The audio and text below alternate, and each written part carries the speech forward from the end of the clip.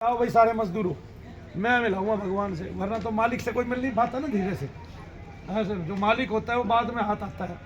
पहले लोग या तो उसके ड्राइवर को पटाते हैं, ठीक है, ड्राइवर के माध्यम से मैडम से वो करते हैं इल्तिजा, फिर मालिक के पास पहुँचते हैं। कई बार मालिक देखने को नहीं मिलता, बस मालिक आपका काम करवा देता है, क्योंकि मैडम ने कहा था, क्योंकि उसके ड्राइवर ने कहा था साहब ये आदमी है भाई ये तो ठीक है, क्योंकि उसके और आदमी ने कहा था, जानकार आदमी ने कहा था।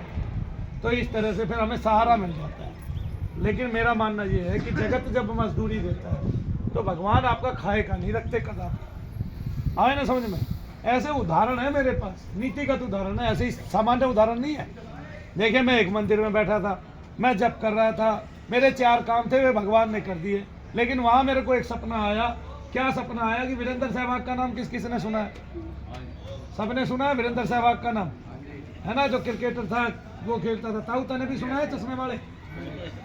अब मेरे को वहाँ वीरेंद्र सहवाग का सपना आया, मेरे को स्वप्न सिद्धि थी। तब मैंने उसको कहा पंडित जी को, महाराज ये सपना मुझे आया, सपना व्यर्थ नहीं है ये तो मैं जानता हूँ, लेकिन आया क्यों है ये मैं समझ नहीं पा रहा हूँ।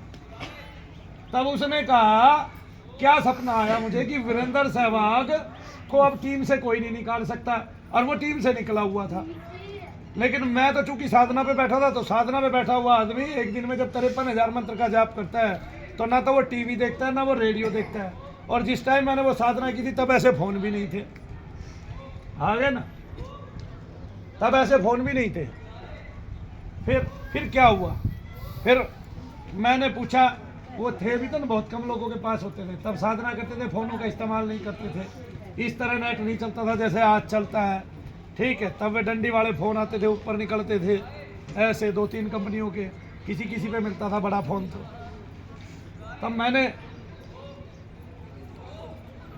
पंडित जी से पूछा, तब उसने बताया जी इस मंदिर की पहली ईंट वीरेंद्र सहवाग ने रखी थी, बक्करवाला का मंदिर। तब मैंने सोचा कि जब उसने ईंट रखी थी इसका मतलब जेब से भी कुछ ना कुछ दे के गया होगा, नहीं था। तो वो आज बता रहा है कि इसका मतलब आज उसका पुण्य उदय हो गया, जो उसने मेरे लिए दिया आज मैं उसको दे रहा हूँ कि वीरेंद्र सहवाग को अब टीम से कोई नहीं हटाएगा।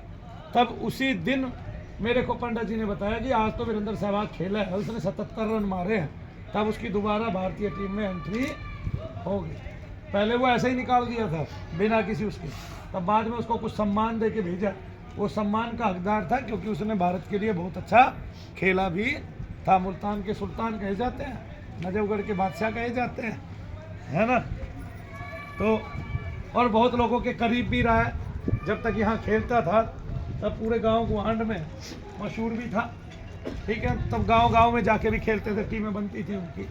लेकिन मैंने कभी नहीं देखा वीरेंद्र सहवाग को आमने सामने, ठीक है, हालांकि मैं आसपास के ही गाँव का हूँ, फिर भी नहीं देखा था। लेकिन जब सपना आया तब पता चला इसका मतलब उसने भगवान को कुछ ना कुछ दिया है, और उसका फल प्रतिफल जो है वो आज प्रदान कर। ऐसे अनुभव हमारे जीवन में देखने में आए, उन्हीं से हमें ज्ञात होता है कि भगवान कभी भी किसी का कुछ भी नहीं रखते। तो आज हम जो सामग्री खर्च कर रहे हैं उसका भी कुछ नहीं रखेंगे, ये मेरा वादा है ना, और उसका भी वो हमें देंगे, और हम उसके बदले में जो लेंगे उससे हम सुखी होंगे, हमारे कष्ट सारे जाते रहेंगे। तब हमने बड़े प्रेम से डालनी है ये हड़बड़ाहट में नहीं डालनी। जो जितनी देर बैठेगा उतना लाभ भी लेगा, मुझे पता चलेगा। मैं आपको तब एक साथ ही यहाँ से भेजने वाला हूँ, लेकिन अब आपके हाथ में है कि आप जल्दी जाना चाहते हैं या एक साथ जाना चाहते हैं, क्योंकि इसके बीच में भी हम अंकित भैया से एक बात जानेंगे, वो बताएंगे किसके घर से क्या क्या निकल के आ रहा है। इसका मतलब हमारा यज्ञ काम कर रहा है, हमारी चीज़ें काम कर रही है। जिसके घर से जो निकल के आ जाएगा उसका पता और उसके संबंध बताए जाएंगे। तब जैसे कोई जिन आपके घर से आया तो वो आपकी छात खटखटाता था, तब उसके बाद से आपकी छात पे खटखट होना बंद हो जाएगा। बोलो जय शनि।